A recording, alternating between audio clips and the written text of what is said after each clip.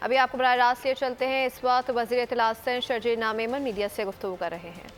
Government में जो law and order की सिचुएशन पे थोड़ी हम बातचीत करेंगे कि जो नई डेवलपमेंट हुई है, जो वाक़यात पूरे मुल्क में और ख़ुसूसी तौर पर अगर अमन अमान की बात सिंध में हो तो उसमें एक मैं कहूँगा कि पाकिस्तान के पास अल्हम्दुलिल्लाह ताकतवर तरीन फोर्सेस मौजूद हैं जो कि अंदरूनी और बैरूनी तौर पर दहशत गर्दों का मुकाबला भी कर रहे हैं और लॉ एंड ऑर्डर की सिचुएशन जो है उसको भी सही तरीके से टैकल कर रहे हैं।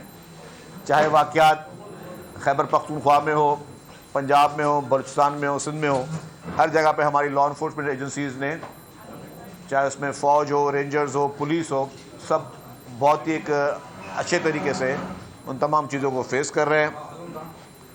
पूरे पाकिस्तान का लॉ एंड ऑर्डर का इशू है, सिर्फ सिंध का नहीं है। लेकिन जैसा मैंने कहा कि जैसे ही केयर टेकर गवर्नमेंट आई उसमें कुछ ज़्यादा इनके फिगर्स में इजाफा हुआ, लेकिन अब सिंध में मैं समझता हूँ कि जैसे ही पॉलिटिकल गवर्नमेंट आई और एक्शन लिए हैं तो काफ़ी हद तक कमी आई है, जिसके स्टैटिस्टिक्स भी मौजूद हैं।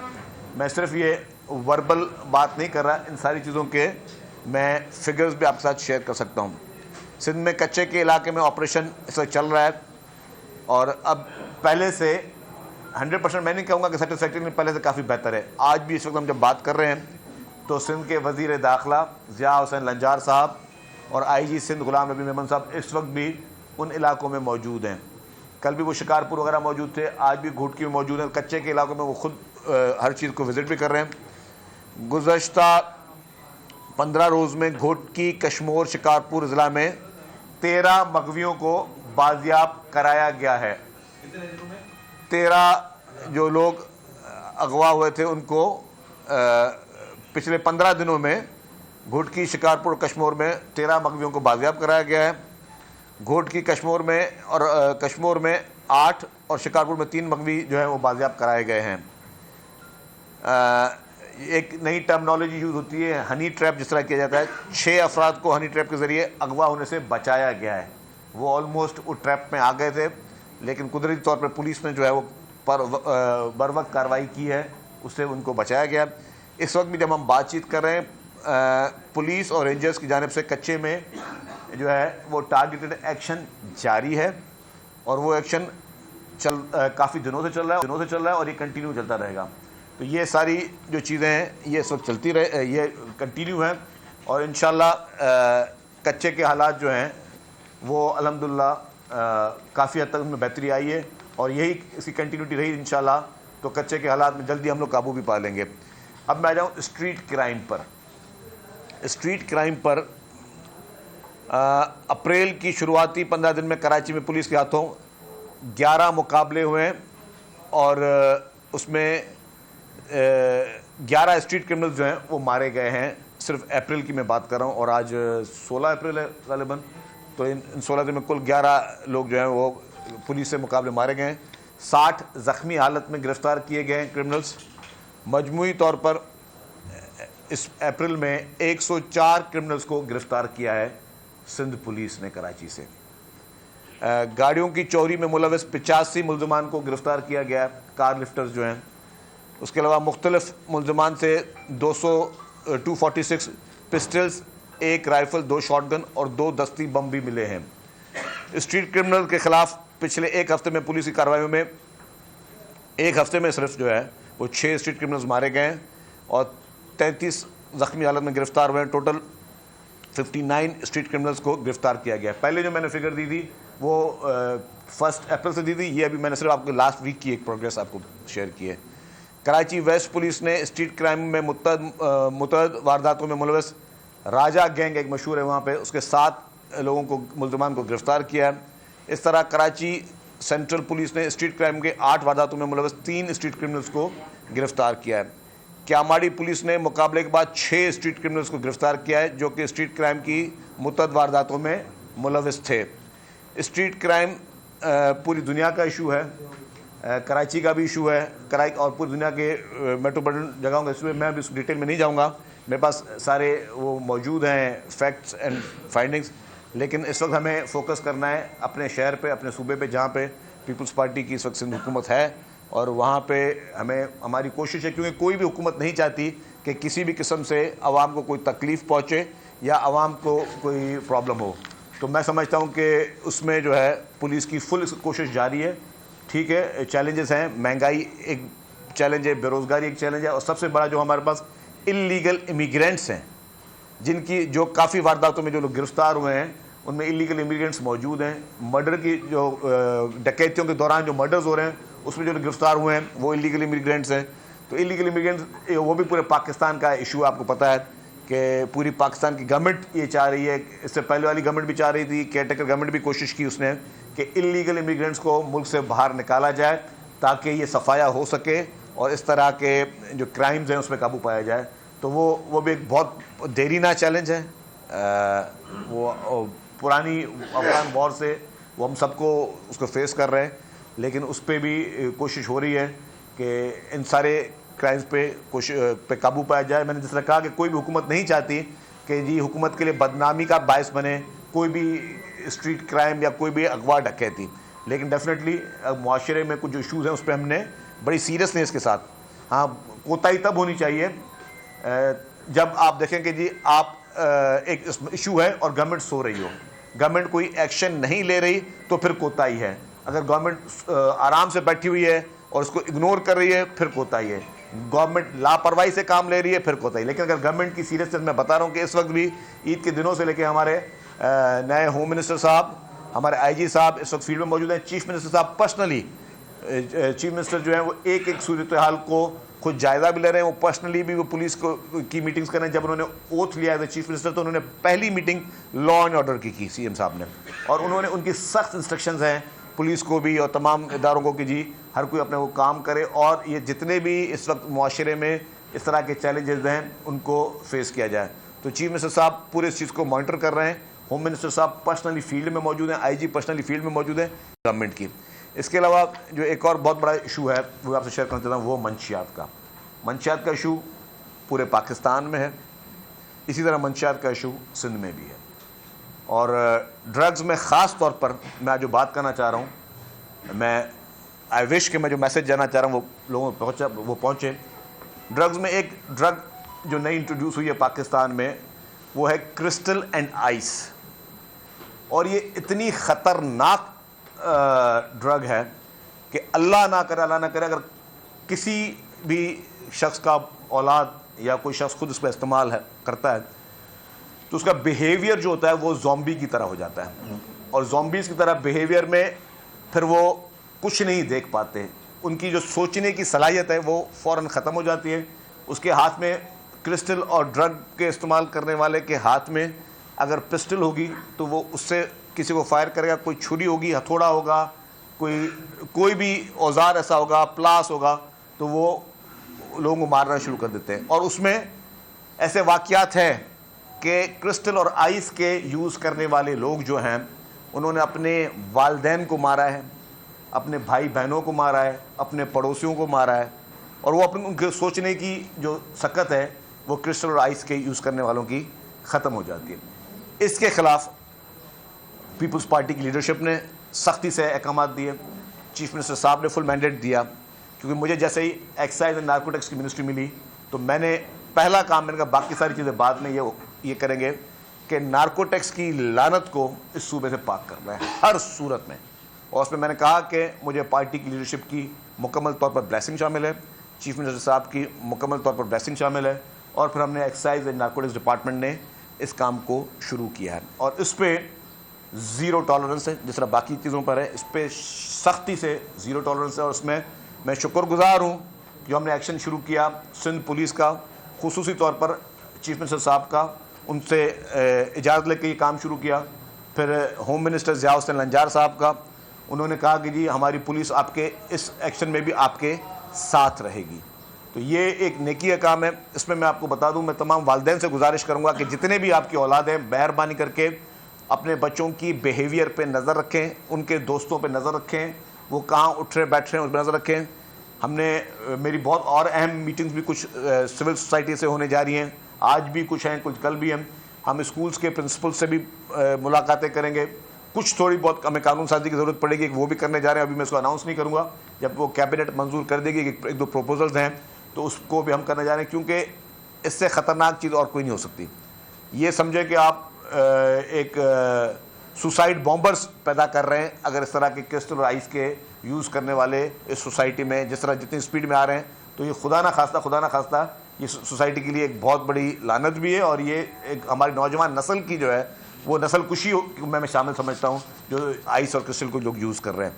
तो इसके खिलाफ एक्शन जो है हमने लिया। मैंने जैसे बताया, हमारे एक्साइज पुलिस ने लिया, नारकोटिक्स फोर्स ने, और सिंध पुलिस की मैं ख़ास तौर पर तारीफ़ करूँगा, क्योंकि सिंध पुलिस ज़्यादा इक्विप्ड है, वेल इक्विप्ड है, उनके पास ज़्यादा रिसोर्स हैं। एक्साइज की जो नारकोटिक्स फोर्स है उसको हम मौजूद है, लॉ में मौजूद है, उसको हम ज़्यादा इन्हेंस कर रहे हैं, उसकी कैपेसिटी बिल्डिंग पे काम हो रहा है, वो भी दिन रात हो रहा है।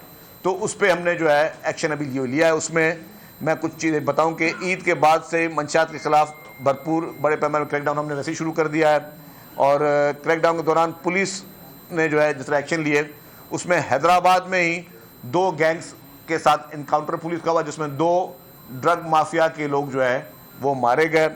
मुख्तलिफ अजला में पुलिस ने मंशियात फरोशों के खिलाफ जो कार्रवाई की, उसे 148 मंशियात फरोशों को गिरफ्तार किया गया। मुलजमान से मजबूरी तौर पर जो है वो 42 kilogram cheers, 12 kilogram ice, 10 kilogram crystal और 10,306 जो है लीटर जो है वो कच्ची शराब पकड़ी गई। कच्ची शराब से भी काफ़ी अमवात जो है हमेशा रिपोर्ट हुई हैं।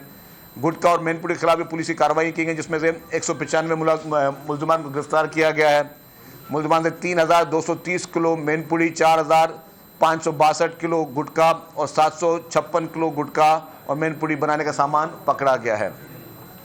इसके बाद एक्साइज पुलिस ने जो है जो सेपरेट कार्रवाइयाँ की, एक्साइज एंड नारकोटिक्स डिपार्टमेंट ने मार्च से अब तक टोटल 49 कार्रवाइयाँ की हैं। एक्साइज नारकोटिक कंट्रोल से 4,670 लीटर गैर कानूनी शराब इन्होंने बरामद की है। एक्साइज नारकोटिक्स कार्रवाई के दौरान 128 किलोग्राम चर्स भी पकड़ी है, जो कि मुख्तलिफ शहरों में पुलिस ने, एक्साइज पुलिस ने नाकों में पकड़ी, जो कि सखर में कार्रवाइयाँ की गई। और सबसे ज़्यादा चर्स जो रोहड़ी सखर में 60 किलोग्राम, कोरंगी में 26 किलोग्राम, जैकबाबाद में 5 किलोग्राम, कराची वेस्ट में 4 किलोग्राम पकड़ी गई।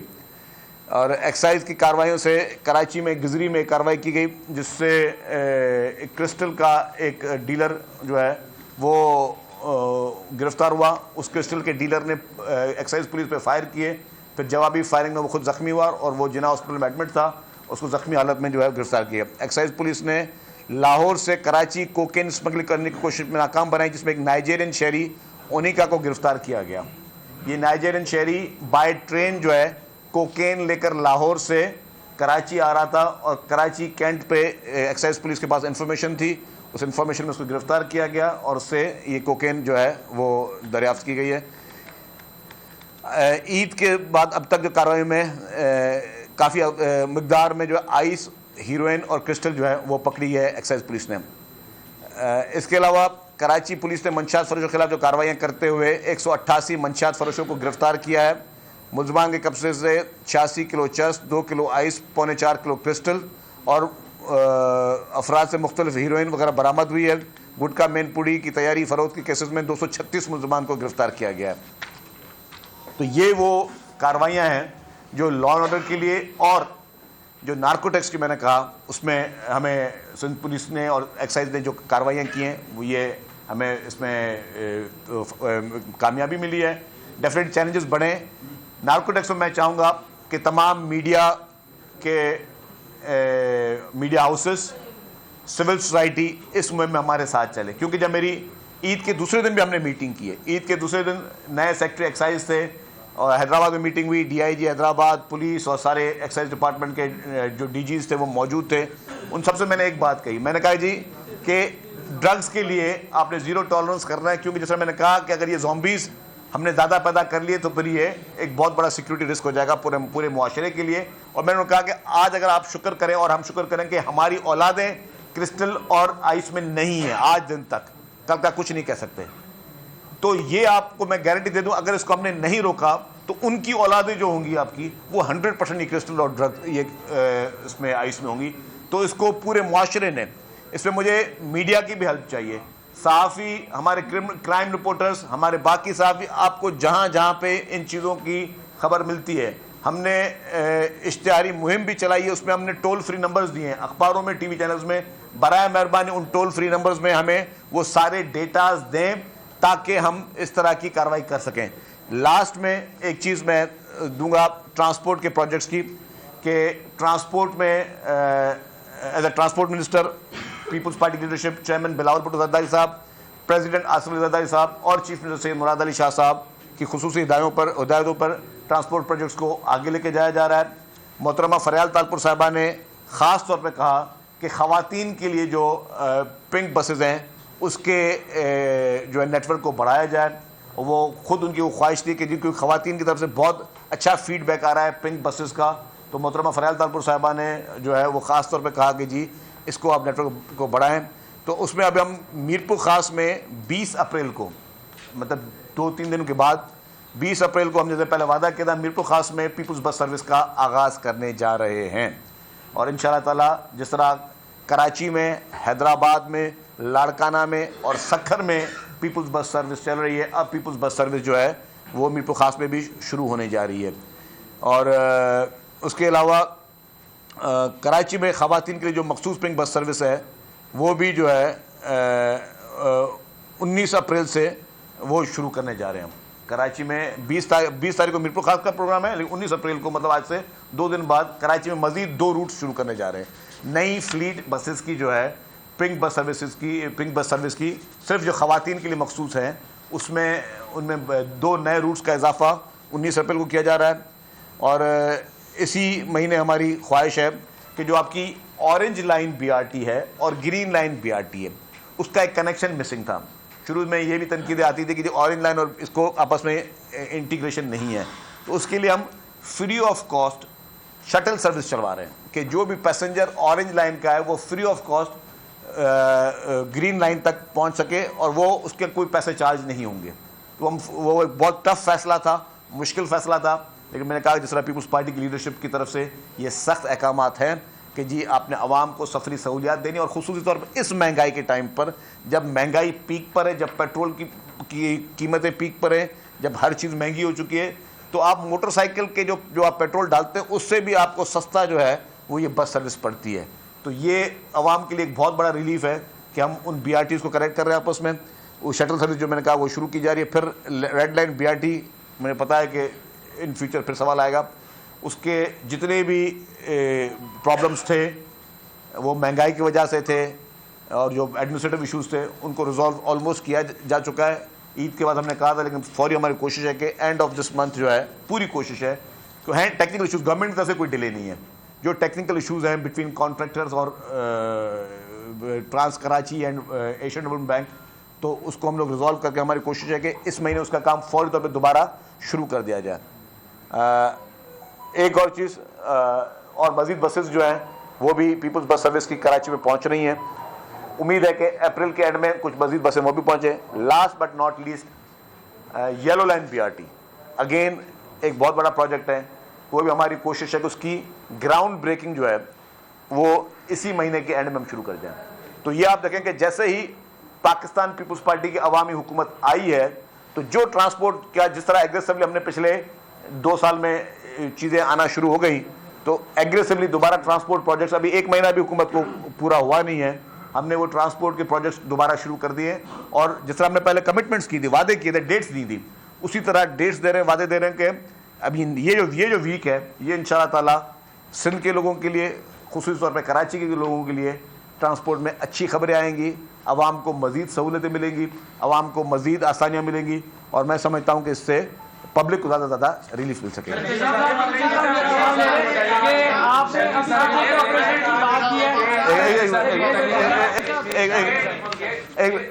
ये बताइए कहा कि कच्चे वाला जो मसला है उसमें देखा ये क्या है कि वहाँ पे कबायली सरकार जो है वो भी एक अंसर है। वो कबायली जो सरदार है उन सरदारों से बात सिंध हुकूमत क्यों नहीं करती कि भाई इन लोगों के हथियार डलवा दो। देखिए जी, अच्छा मैं बताऊँ, कोई भी इन्वॉल्व, 0 टॉलरेंस पे काम चल रहा है, 0 टॉलरेंस चल रहा है, कोई भी इसमें इन्वॉल्व होगा उन डाकुओं की सरपरस्ती में या लॉ एंड ऑर्डर को ख़राब करने में, उसके खिलाफ ज़ीरो टॉलरेंस पे हुकूमत एक्शन लेगी। अच्छा शकील साहब ये बताएं कि आम तासुर ये है कि दुनिया के बाकी शहर महफूज हैं, कराची सबसे ज्यादा यहाँ पर क्राइम हो रहा है, क्या वजह है कि कराची इतना महफूज नहीं है? बाकी मुल्क के दारुल हुकूमतें महफूज हैं, क्या वहाँ डकैत जो है वहाँ नहीं है या यहाँ ज्यादा आपने पैदा की? अरबाब साहब, आपका सवाल जो है उस मेरे पास डेटा वो भी मौजूद है, रिकॉर्ड वो भी मौजूद है। मैं जानबूझ के वो बात नहीं कर रहा था क्योंकि फिर उसको फिर मीडिया नेगेटिव लेती है कि अगर मैं वो कंपैरिजंस करना शुरू कर दूं। हकीकत यह है कि हुकूमत की जिम्मेदारी है लॉ एंड ऑर्डर को मेंटेन करना, वो हमारी टॉप प्रायोरिटी। लेकिन अगर फैक्ट्स में जाऊं, जो जिस तरह आपने सवाल किया, तो मेरे पास वो फैक्ट्स मौजूद हैं कि आज भी दुनिया में इंटरनेशनल क्राइम इंडेक्स में 333 मुल्कों में पाकिस्तान का नंबर 78 है। 333 कंट्रीज़ की जो क्राइम इंडेक्स है उसमें पाकिस्तान का नंबर जो है वो 78 है। तो मतलब 77 मुल्क और हैं जिनके शहरों में क्राइम कराची से ज़्यादा है। मैं शहरों की बात करूँ तो मतलब 77 मुल्क और ही हैं। और उसके बाद उसमें भारत का भी नाम है, यूएसए का भी नाम है, मतलब फ्रांस शायद हमसे ज़्यादा है। मैं अगर आपको मिसाल दे रहा हूँ, फ्रांस हमसे ज़्यादा है। और अगर मैं कुछ मेरे पास वो डेटा है मौजूद, मैं वैसे पढ़ा नहीं चाह रहा था, लेकिन मैं उम्मीद करूँगा कि मीडिया फिर उसको उस नेगेटिविटी में ना ले जाके मैं कोई कंपैरिजन दे रहा हूँ, क्योंकि सवाल एक मीडिया की तरफ से आया है, तो फिर मेरा फ़र्ज़ है कि वो इन्फॉर्मेशन जो है मैं शेयर करूँ। अमेरिका के शहर में जो है शिकागो है, एटलांटा है, ह्यूस्टन है, San Francisco, Washington street crime जो है वो कराची से भी ज़्यादा, उसकी पोजीशन ज़्यादा ख़राब है। अगर फ्रांस का दारुल खला जो पेरिस है उसकी क्राइम इंडेक्स जो है वो कराची से ज़्यादा है। इस तरह Dhaka, new Delhi, Kathmandu, Johannesburg, Cape Town में भी क्राइम रेट कराची से आगे। कराची में मैं कहता हूँ कि बिल्कुल स्ट्रीट क्राइम जहाँ होता है भले मीडिया उसको उठाए, लेकिन ये ऐसा तासुर ना हो कि कोई कैंपेन चल रही है, हम कोई कैंपेन चला रहे हो, ठीक है। अब मीडिया काम है निशानदेही करने की। हमने हमेशा क्रिटिसिज्म को पीपल्स पार्टी ने या सिंध गवर्नमेंट ने वेलकम किया, हमने कभी क्रिटिसिज्म को, लेकिन अगर मीडिया क्रिटिसिज्म नहीं भी करेगी तो ये नहीं कि हम सो जाएंगे और हमने लॉ एंड ऑर्डर ठीक नहीं करना। हमें लॉ एंड ऑर्डर ठीक करना है। आप एज ए खबर करके ज़रूर चीज़ें चलें, एज ए कैंपेन करके चीज़ें ना चलें। ये मेरी सिर्फ एक इल्तिजा है। बाकी यस, मैंने जिस तरह कहा कि मेट्रोपॉलिटन सिटीज़ में, मुझे ये याद है यूके में एक दफ़ा मैं जरीदा पढ़ रहा था, एक दिन में सिर्फ लंदन में 500 मोबाइल फ़ोन जो है वो छिने गए। तो मतलब ये पूरी दुनिया में कंपेरिजन, और मैं इस कंपेरिजन को मैं फिर बता रहा हूँ, आपके सवाल के जवाब में मैंने अरबाब साहब ये बात कही है, लेकिन मैं ये इसलिए कंपेरिजन नहीं दे रहा हूँ कि मैं कोई बरी जिम्मा हूँ या सिंध गवर्नमेंट बरी जिम्मा है या सिंध गवर्नमेंट की कोई जिम्मेदारी नहीं है। ये हमारी रिस्पॉन्सिबिलिटी है। एक एक वाक्य को ठीक करना है, उसको एड्रेस करना हमारी रिस्पॉन्सिबिलिटी है। ये रिस्पॉन्सिबिलिटी हमारी। कुछ लोग जो हैं वो मारे जाते हैं कराची में, उनके लवाकिन के लिए सिंध हुकूमत कोई पॉलिसी बना नहीं? क्योंकि बहुत सारे ऐसे वाकयात भी हुए जिसमें फूड डिलीवरी वाले या गरीब बंदे भी मर गए हैं, उनके कोई कंपनसेशन के इसके साथ रिलेटेड सवाल ये है, स्ट्रीट क्राइम के मामले पर एमक्यूएम ज्यादा संजीदा है। वो कह रही है कि शहरों में डकैत जो है वो गाँव से लाए हैं, वो कह रही है कि सिंध कराची में काम करने वाले जो अफसर हैं वो मकामी नहीं है। ये सारी सियासत एमक्यूएम के दो सवालों के इसी में शामिल कर लीजिए। 50 बंदे शहीद हुए रमज़ान में और मजीद 3-4 बंदे शहीद हो गए ईद के दिनों में।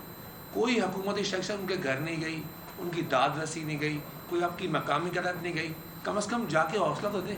ऐसा भी क्यों नहीं हो रहा? देखिए जी, अब दोनों के सवाल मैंने सुने और बड़ी तफसीली में बताऊं कि जी आपका बिल्कुल पॉइंट ठीक है कि जहाँ पे अगर कोई स्ट्रीट क्राइम में कोई शहरी अगर किसी का इंतकाल हो जाता है, शहादत हो जाती है, तो उसकी कंपनसेशन पर डेफिनेटली हम उस पर गौर करेंगे। और ये this is a very valid and good point, और इसको हमें एड्रेस करना चाहिए। देखिए जो भी चीज़ जायज़ है ना, उसको बंदे को हमें मानना भी चाहिए उसको, ठीक है, उसको हमें एड्रेस करना चाहिए। उसको मैं कोशिश करूँगा कि कैबिनेट में भी और चीफ मिनिस्टर साहब से भी मैं इसका तस्करा करूँ, फिर जो हमारे लॉ डिपार्टमेंट वगैरह जो उसको रेफ़र करेंगे। जहाँ दूसरी बात आपने एमक्यूएम की बात की, एमक्यूएम के पास ये तासुब की बातें करने के सिवा बाकी बचा क्या, लेकिन एमक्यूएम ने सीखा कुछ नहीं है। इस इंतखाबात के अगर रिज़ल्ट एमक्यूएम देख ले तो मैं समझता हूँ कि एमक्यूएम को वाकई तौर पर जो है वो समझ जाना चाहिए कि वो आज कहाँ खड़े हैं, उनकी अवाम में पजीराई कहाँ है।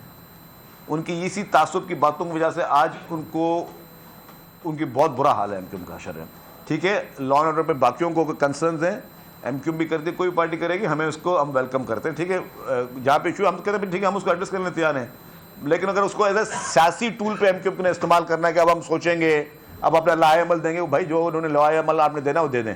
आपके लाए एमक्यूएम के लाए अमल की परवाह नहीं है, अवाम के एक एक ग्रीवेंसेस की हमें परवाह है, अवाम के एक एक इशू की हमें परवाह है, अवाम को अगर कोई तकलीफ है उसकी हमें परवाह है। लेकिन अगर एमक्यूएम ने सिर्फ पॉलिटिक्स करने के लिए, सियासत करने के लिए, तासुब की सियासत करने के लिए चीज़ें करनी है, तो उसकी मैं समझता हूँ कि वो अवाम को भी पता है कि एमक्यूएम अभी कहाँ खड़ी हुई है, तो उसकी हमें इतनी वो इशू नहीं है। अच्छा, मैं एक मुबारकबाद दे दूंगा आपके एक रिपोर्टर ताहिर साहब को, ये 5 मरतबा माशाल्लाह जो है वो मैराथन रेस जीते, तो आप पूरी मीडिया सहाफ़ी को डॉन के ऊपर मैं मुबारकबाद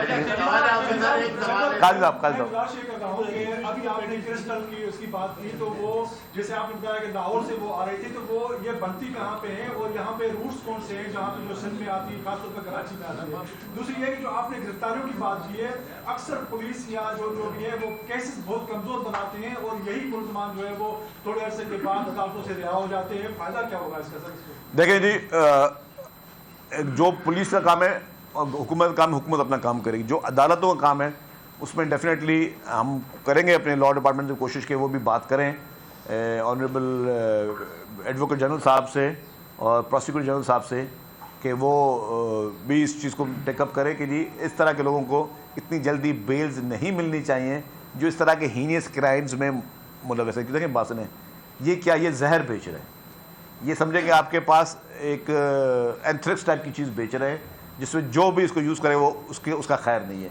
इसको हमने रोकना है एज ए सोसाइटी। जहाँ से आ रही है डेफिनेटली यहाँ नहीं बन रही है, ये जहाँ से भी इस तरह की ड्रग्स आ रही हैं उसके लिए मेरी पर्सनली भी बातचीत हुई है इंटीरियर मिनिस्टर हैं मोहसिन नकवी साहब, क्योंकि ANF भी उनके पास महकमा है, तो he is also very concern, he is very serious. और मोहसिन नकवी साहब ने बोला हम जब बहुत जल्दी जो है ANF और एक्साइज की नार्कोटिक्स फोर्स जो हम लोग साथ बैठेंगे।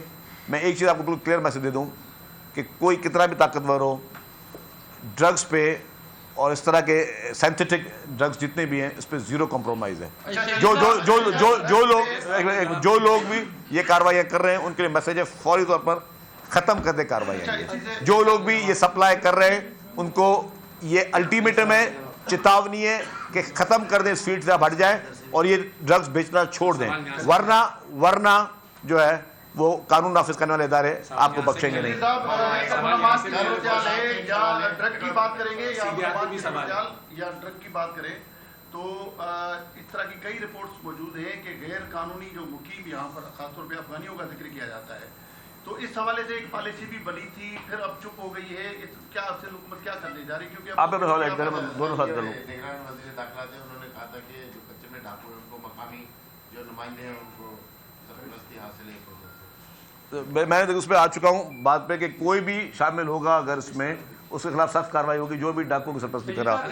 जहाँ तक उनका सवाल करूँ भाईजान, जो आपका सवाल है उस पर मैं क्लियर कर दूँ कि जी कोई भी, मैंने जैसे कहा कि ड्रग्स की ये सप्लाई हो रही है या जो इलीगल इमिग्रेंट्स हैं, इलीगल इमिग्रेंट्स काफ़ी चीज़ों में मुलव्वस हैं, स्ट्रीट क्राइम में भी मुलव्वस हैं, और इसके लिए फेडरल गवर्नमेंट ने एक पॉलिसी बनाई हुई है।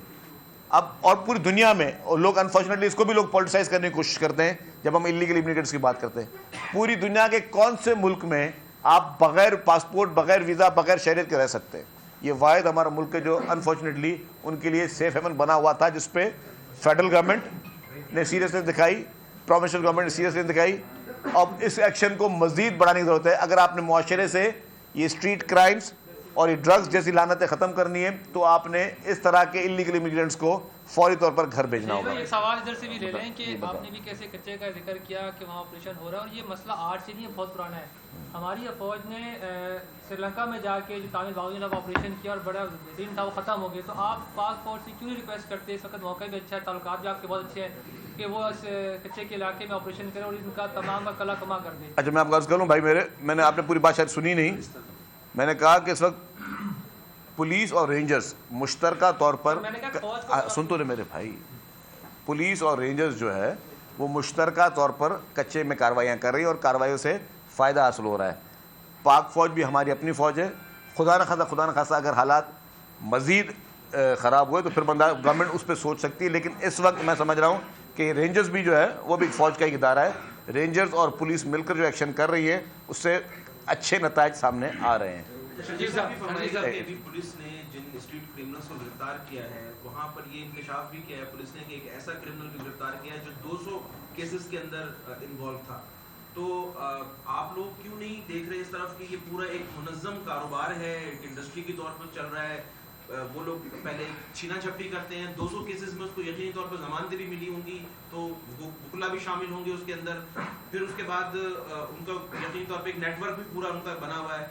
तो ये जो पूरा एक इंडस्ट्री के तौर पे चल रहा है, करोड़ों रुपए के मोबाइल फ़ोन छिनते हैं, पाकिस्तान से बाहर जाते हैं, मोटरसाइकिलें छिनती हैं, बाहर जाती हैं, गाड़ी छिनती है, सिंध से बाहर जाती हैं। तो ये जो पूरे एक मुनज़्ज़म क्राइम है, इनको जड़ से उखाड़ने के लिए आप लोग क्या कर रहे हैं? देखिए इस पे जहाँ तो मैं मोबाइलों की बात करूँ, भले आपने 200 केसेस की बात की, वो सवाल का जवाब मैं दे चुका हूँ कि इसीलिए ही हमारे पीजी साहब और एजी साहब जो है वो बात करेंगे मौजूदा अदलिया से भी कि कोई ऐसा मैकेनिज्म बनाया जाए कि जो हैबिचुअल क्रिमिनल्स हैं उनके ऊपर जो है वो कार्रवाई की जाए। पहले भी एक राय थी कि हैबिचुअल क्रिमिनल्स को 2-3 दफ़ा जब एक क्राइम में गिरफ्तार होता है उसको बक्कल लगाए जाए, जिससे उसकी लोकेशन और उसकी नकल हरकत जो है वो मॉनिटर की जा सके। वो भी प्रपोजल उसमें था। सेकेंडली आपकी बात थी इस पर कारोबार इसमें मोबाइल फ़ोन पे देखिए जी, एक तो फैसला कुछ कड़वे करने पड़ेंगे। सेकेंड हैंड मोबाइल फ़ोन की ख़रीद व फरोख्त, असल में होता क्या कि ये मोबाइल फ़ोन जब आप चोरी होता है तो ये आपके इलेक्ट्रॉनिक मार्केट्स में ये बिकते हैं। अब वो जो ख़रीदार है दुकानदार, वो सिर्फ देख रहा है कि मुझे ये 5,000 कम में मिल रहा है, लेकिन वो ये नहीं देख रहा कि बंदा बेचने वाला कौन है। आपको पता है कि शुरू में जब किसी के घर पे सोना चोरी होता था तो पुलिस जब किसी को गिरफ्तार करती थी तो जो सोना खरीदता था उसको भी गिरफ्तार करती थी।